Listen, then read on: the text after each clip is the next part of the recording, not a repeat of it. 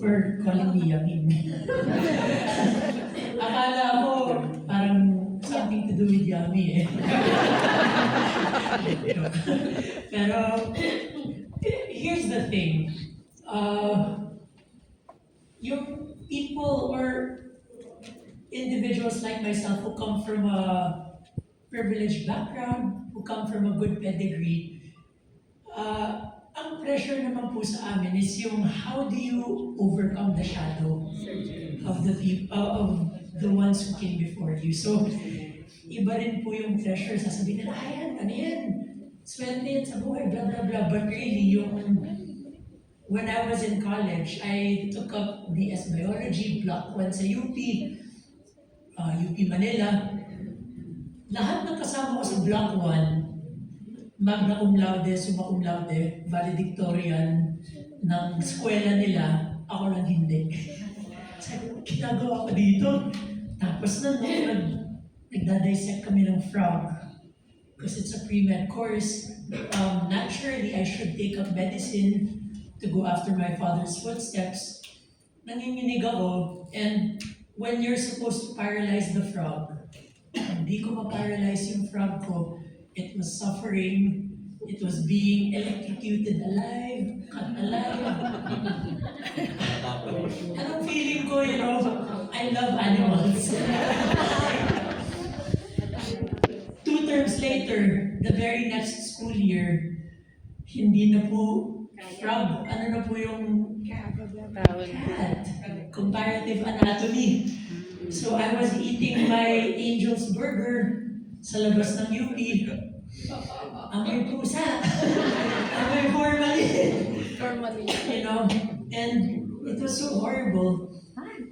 I was going into thesis year sa college, and my very, very fantastic professor and mentor sa biology, sabi niya, your father is the teacher of my teacher.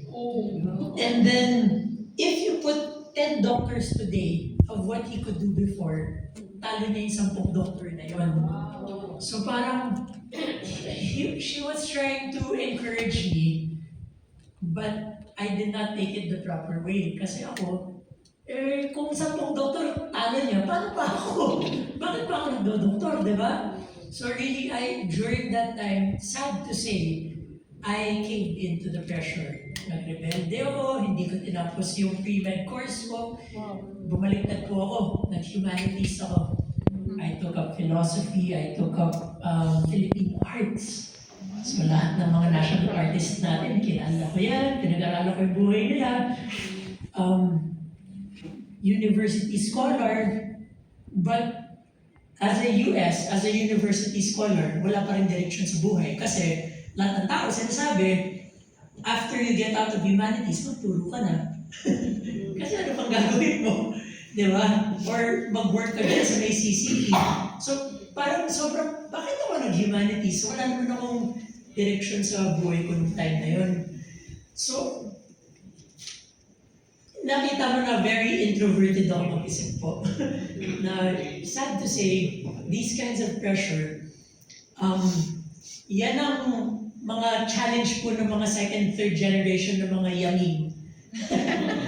You're not looking after the money, but at the same time, how do you strike your own legacy? Yes. How do you find your purpose?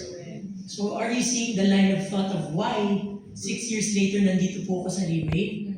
Because I'm trying to trailblaze my own life. Diba? And that's not true. Everybody needs money. Wherever you are, yung financial temperature mo, kailangan mo ng pera. I remember during the 90s when Donald Trump was not yet a president, he was still about to make it sa real estate industry.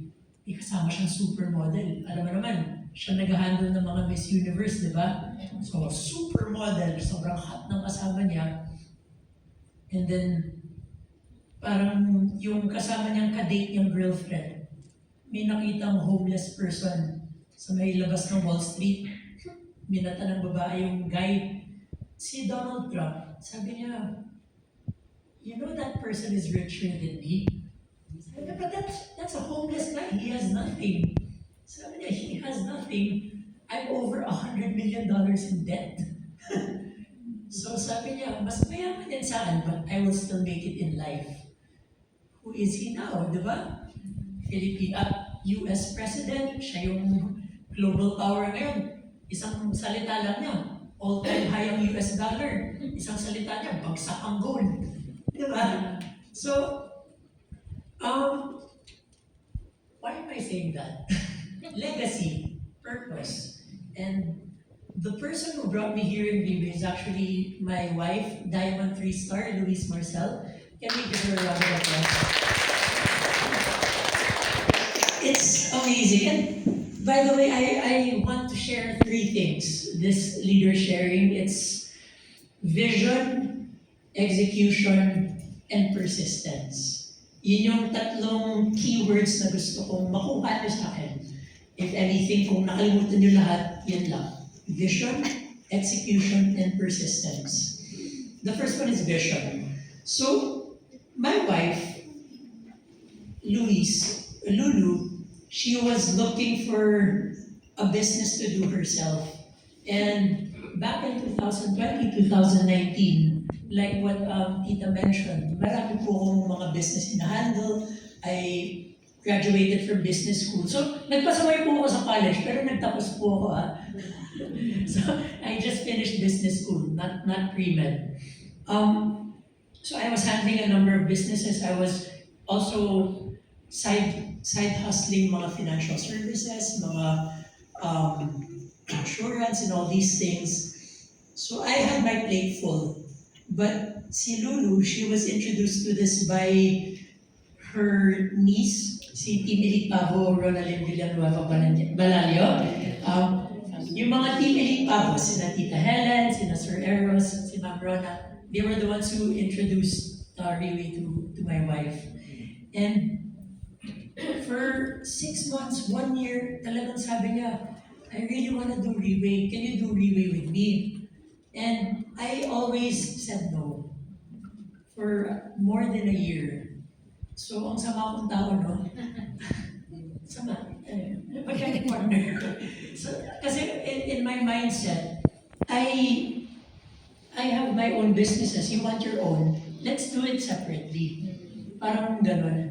So anyway, nung New Year's ng 2019, sabi po ni Lulu sa akin, sabi ko sa kanya, oh, New Year's na, it's time for resolution, no? Anong mga gusto natin gawin 2020, ano yung mga goals natin, blah, blah, blah, blah, blah.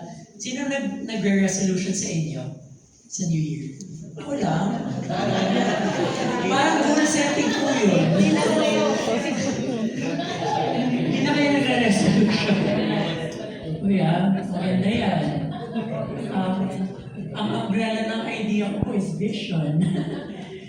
Alam mo yung nangyari po nung nag-goal setting at nagre-resolution po kami ni wife? Iniyakan po niya ako. Instead of something na parang hopeful, umiyak siya. Sabi niya, you know, I just want to do one thing with you. Can you give me 1 year to do Riway with me? Pag hindi siya gumana, do whatever you want. So what do you think I said? Yes. Yes, di ba? Iniyakan ka na po eh. So, pasalamat po tayo sa mga nag-invite sa atin dito. Palakpakan po natin sila. It's really the vision of what they see in you and for you. I'm forever grateful for people like Tita Helen, like Sir Eros, like my wife. Kasi it takes vision to be a leader. Sa mga first-timer po dito, why are we not called distributors? Why are we not called businessmen? You know? Why are we not called account holders or members of Viway? Have you ever thought of that? Yes. Sabi nila, you know, if yung reason why you're here, that's the reason why you stay. Or that's the reason why you leave. Sabi nga ni Tita Vivian kanina, thank you sir. Sabi nga kanina ni Ma'am Vivian is, we are at the crossroads. Diba? And if you come here just for money, pag hindi ka na kumikita, aalis ka rin dahil hindi ka kumikita ng pera. Diba? Pero if not only for money, you're also here for the culture, for the vision that you get, for the hope that you get in life, that's also the reason why you stay. Diba? So, ayun, she saw a very big future for us here, my wife. Kaya talaga, I really have to say, kanina meron kaming team gathering under Sir Joel. He mentioned so much how siya yung execution person, and then yung wife po niya, si Emily Pavo, Ma'am Cyril, yung nagbibigay ng vision and everything, yung planning. I'm happy to say, pareho po kami ni Lulu. Para po akong aso. Fetch! Sige. So, ganun po ako. Mr. Execution ako. Gawa. Pero I need someone to really help me with the vision, with the planning, with the direction. Kaya, bilang entrepreneur po, nag-graduate ako bilang entrepreneur. Fortunately and unfortunately, never po ako naging employed sa buong buhay ko. Since 2008, 2009, negosyante na po ako. Since grade school pa po ako, nagpaparenta na ako ng mga VHS. Nung high school, bebenta na ako ng mga VCD, DVD. So, ayun po yung naging takbo ng utak ko po. So, ayun. Looking at it, I have the attrition rate for some people who don't understand the long-term vision of Leeway. They try other things. For sure.